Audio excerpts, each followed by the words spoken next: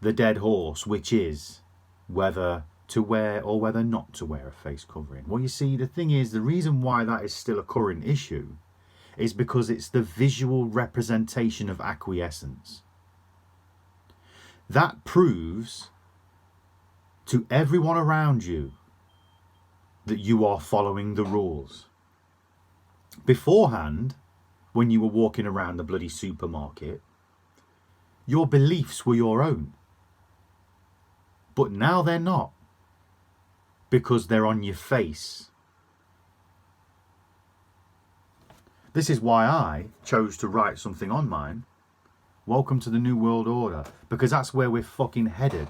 Well, I dare say it's where we've been for some time, but this is moving towards some sort of end game. Because it's the visual representation of your subservience to the system and your subservience to the totalitarian reign which is now being imposed upon us. 90% of people, I'm sure, can see that the restrictions and the regulations and all of these flipping laws, I say laws, I doubt they've been passed, so I'll stick with the word regulation for now. All of these regulations and these demands being made by the government, you must do this and you cannot do that. Everybody can see, for the most part, that they are contradictory and utter bollocks. How many times a day do you think, why the fuck is COVID not coming out until 11 o'clock? Now 10 o'clock.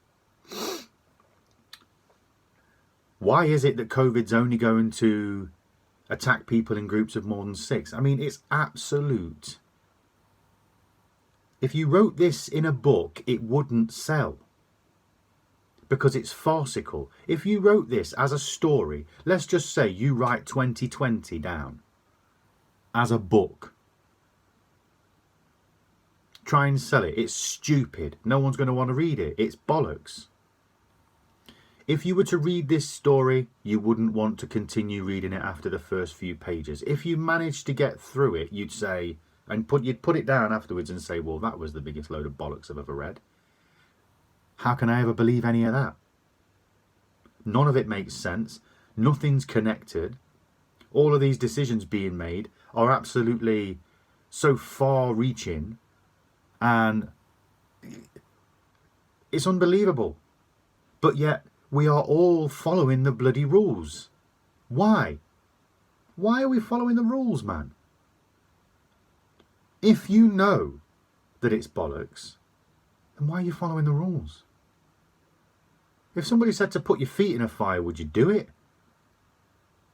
No. If someone said, jump out that moving car, would you do it? No.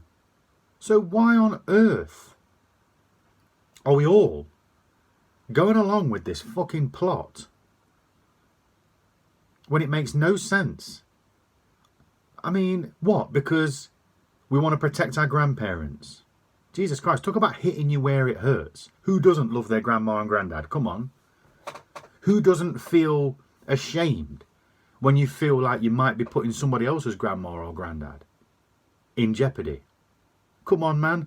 They know where to hit you.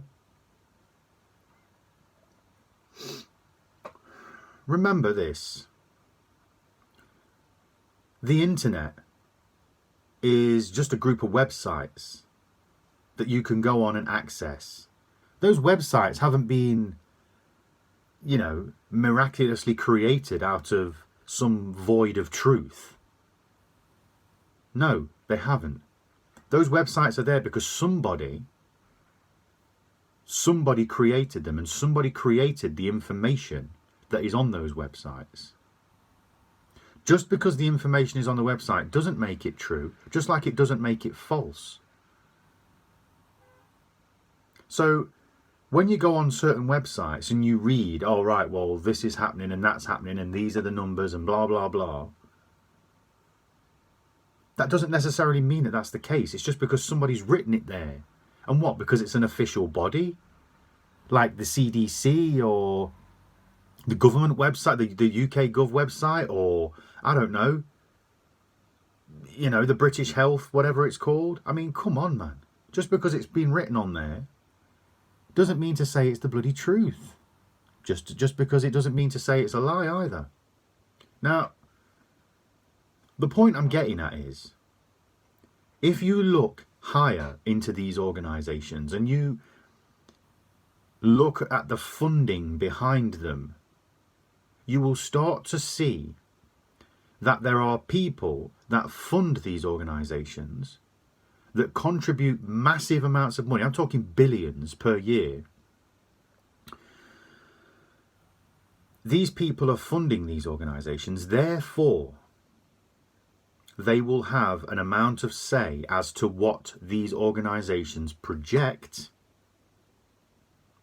And if these people, the money men, so to speak, have a negative agenda for the way they want to push the population of the planet, us, then they will push that through these channels, because they know that that's how they get us to react in the way they want us to react. And that's it. So be careful. Be careful where you find your information. I'm not giving anybody information in these videos. I'm literally giving my opinion. That's all this is. It's my opinion. But it's an educated opinion because I've done research. And I urge every single person who watches this to go and do research. Do research that backs up your current state of mind, but also do research that will challenge it. Because I'll be honest with you all, at the start of all this I was terrified, and I was wearing a face covering that just to walk the dog around the park. And I did research that would challenge that mindset, which has led me here, not wearing a face covering. So do the same, please. And even if afterwards you still decide to follow the rules, then by all means do it.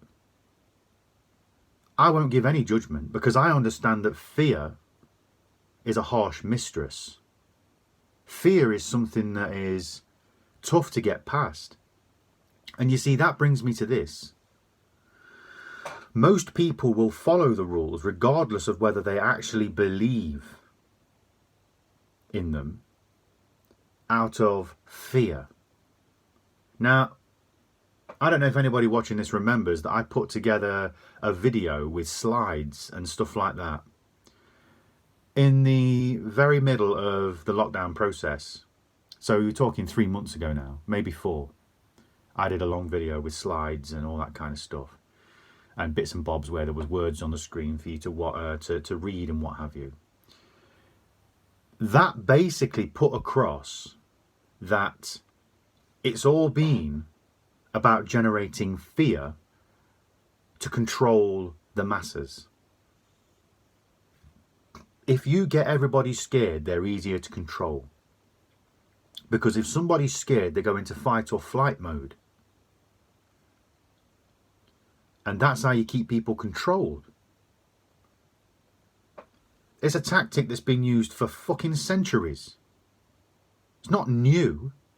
And you think that these people, these few that want to control the many, aren't going to use these tactics? Of course they are.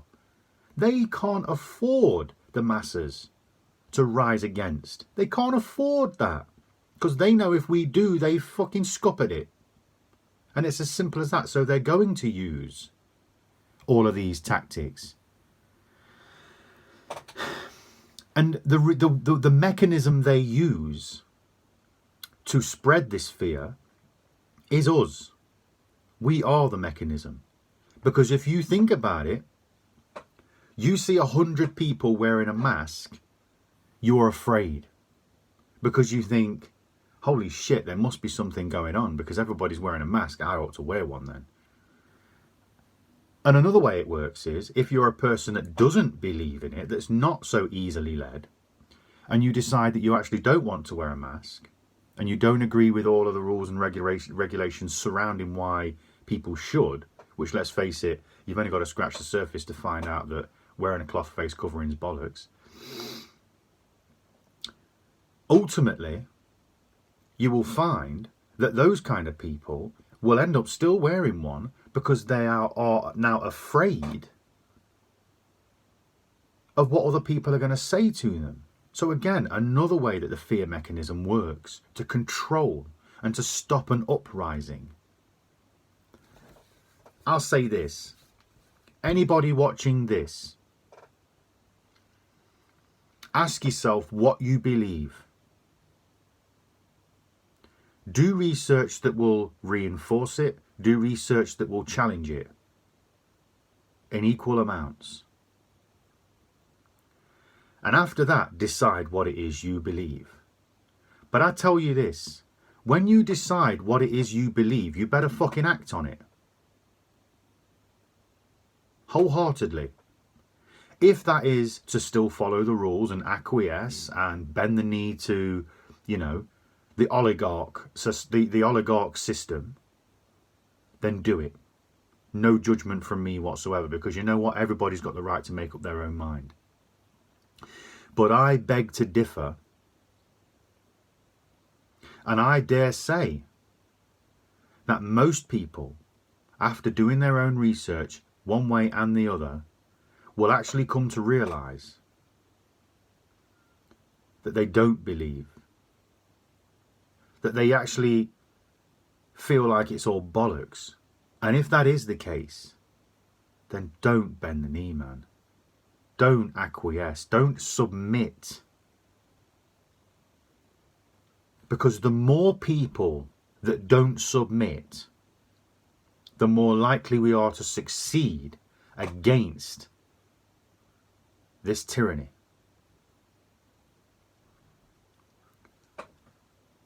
What's happened, if you take into account the shit that has been happening because of this, but let's go back a step. If you take into account what's happened because of something that is potentially being blown out of proportion, let's just say, for instance, that all of the evidence pertaining to the severity of this virus is true.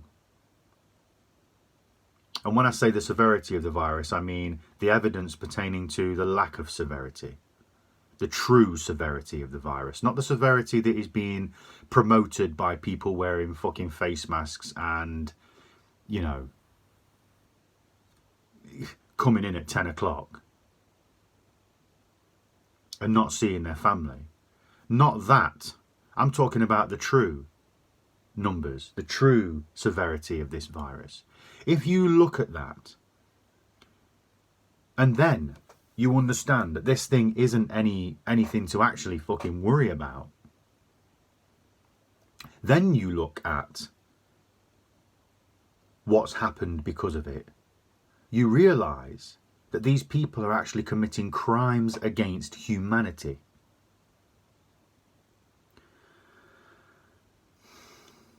To take away people's freedom, to take away people's jobs, their ability to provide for their families, their ability to shop in comfort, their ability to shop at all because of all the stupid panic buyers. You take away people's civil liberties because of a lie, because of something that you took and escalated and exaggerated. If you do that, the thing that you're doing is committing a crime against humanity. Because it's a human right to have freedom. It is a human right to be able to go and buy food. It's a human right to use currency in its physical sense. It's a human right. But it's a human right to be able to leave the house when you feel, to see who you want to see. That's a human right. If you decide to have a fucking garden party tomorrow with 100 people, if you've got a garden that can, manage that capacity. But let's just say you have a garden party with X amount of people, above 6, let's just say. That is your human right. Because those people that are in attendance have all made the choice with their freedom to be there. The only thing, the only mechanism put in place is the fear. That's the mechanism that would stop something like that happening. It's the fear. Because all of a sudden people are now afraid that they might be putting their grandparents or their children or other people in harm's way. But you see, when you understand that that fear is generated from a lie, or at least an exaggeration of something that has been blown out of all proportion in order to generate that fear, you then realise that your freedoms have been taken away against your will. And that is a crime against humanity. So let's say it what it is. These people, all right, this totalitarian fucking reign, this Fourth Reich, are taking away your freedoms and they're getting away with it. They're ruling the world through fear. And we're all fucking getting down on our knees and saying, please help, what do we do next? And we're following the rules. It seems a little extreme, but let's face it, if you open your eyes long enough to see it, then you'll see it. That's all I've got to say on the subject. Please, I implore every single one of you to do your research, look at what's going on, do your historical background research. Look at the Second World War. Look at what happened in Nazi Germany. Everybody loved the German National Party. They actually did a lot of good for Germany in the beginning. They said, oh yeah, we're going to fucking unite Germany. We're going to create loads of jobs. Everything will be all fucking great. Everybody will be earning loads of money. The currency will be really fucking strong. And it was. You think about what nationalist mentality is in the modern sense. It's Brexit.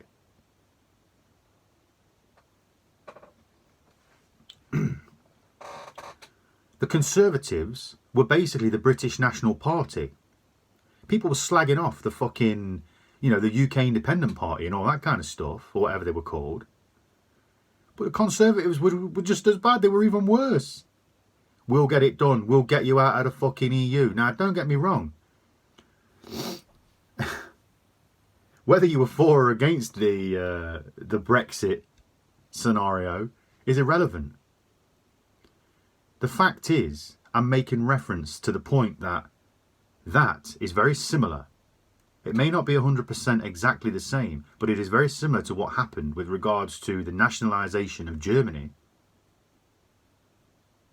But then what that did was, it paved the way for the Nazi Party, which ended up taking away people's freedoms. It had fucking neighbours snitching on each other, grassing each other up for harbouring people that were in need. The Jews. Oh, hello, mein Führer. I believe my neighbours are harbouring Jewish. Next minute, they were all out on the fucking street and being shot. I apologise to any German people. That was a real bad impression and an accent. But it gets the point across, right?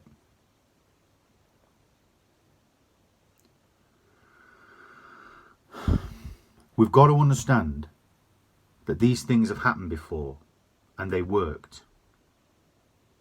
And they will use these tactics again and again and again, because as generations pass, they can bring the old tools back out.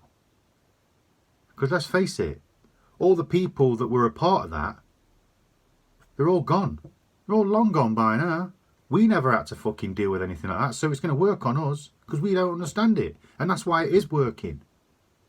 Do you think, right, yeah, if they tried this 40 years ago, when all of those people, the Jewish, the Germans and the fucking British people and all the Polish and everybody else that were part of it and the French that went through all of that kind of fucking stuff, if they were still here, they'd have called it bollocks. They'd have said, what the fuck? This seems familiar. They'd have been out in the streets saying, yo, listen here, young bucks, you got to wise up because this is the fucking Nazis doing it again. But no. Leave it long enough. Let all of them people die off and you can do it again.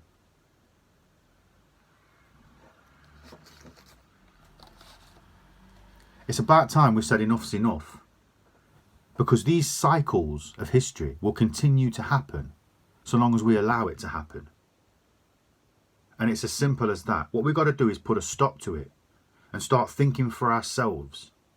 And as soon as we start thinking for ourselves, the game changes.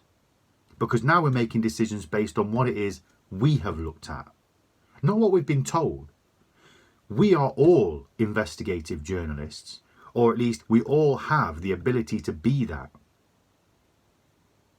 Meaning you can go out there and make your own mind up based on any information that you come across. Now let's not forget, Google and all these other platforms will show you what it is you're most likely to want to see based on your other search histories, etc. Because it's all AI. This is why I say look for both sides of the coin. You need to search for things that are also going to challenge you, because unless you search for those things, you won't be shown it. You're not just going to stumble across stuff that's going to challenge you, because the AI knows that if it challenges you, you're going to put your phone down and not use it anymore. And the AI wants you to use your phone. So please, go out of your way to look for these things and search for the information that's going to challenge you just as much as the information that is not going to challenge you. And then make your own mind up, because that's what we need to do. It doesn't matter what mind you make up at the end of it, whether it's for or against, just make your own mind up. Because that's what's important here. Because so long as we're not making our own mind up, so long as we're just going with the flow, we're going with somebody else's flow. And the people that are creating that flow are inherently evil. At the very least, they are bad, self-centered narcissists, okay, that are only out for themselves and that couldn't give two squats about us.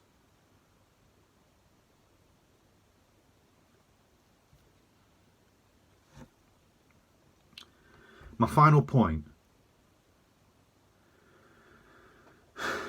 is, if these people cared, they wouldn't do what they do on a daily basis. They don't just change their mind and all of a sudden start caring about the population. Not to the scale that would actually be beneficial to us.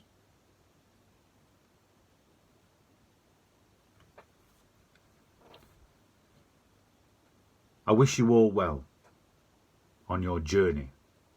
I hope that you find what it is you're looking for. And I wish you all courage. I hope you all have the courage required to stand up for yourself and what it is you believe in, no matter what that belief is. Because at the end of the day, and when it all comes down to it, difference of opinion is okay. The real strength comes from being confident in your opinion enough to be able to back it up. And that doesn't have to be with aggression or bullying. All it needs to be is a pleasant conversation between people. Because that is where we truly learn. So peace. I'm sending you all strength, courage, and fucking oneness. Blessed to you all.